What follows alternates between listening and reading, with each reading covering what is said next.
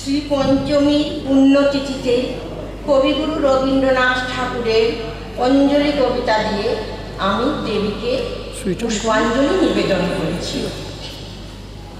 এই তীর্থ দেবতার ধরণীর মন্দির প্রাঙ্গণে যে পূজার পুষ্পাঞ্জলি সাজাইনু সযত্ন চয়নে সায়াহ্নের শেষ আয়োজন, যে পূর্ণ প্রণামখানি মোর সারা জীবনের অন্তরে অনির্বাণ বাণী জ্বালায় রাখিয়া গেল আরতির সন্ধ্যা দীপমুখে, সে আমার নিবেদন তোমাদের সবার সম্মুখে।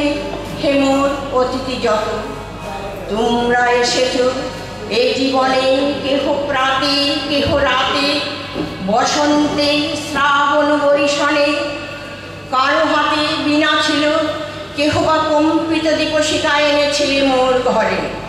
দ্বার খুলে দুরন্ত ঝটিকা বারবার এনেছ প্রাঙ্গণে।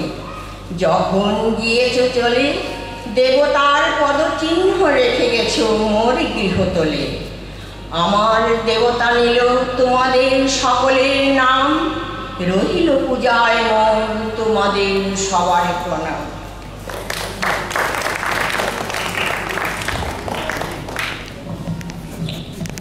সঙ্গীত ও কবিতা।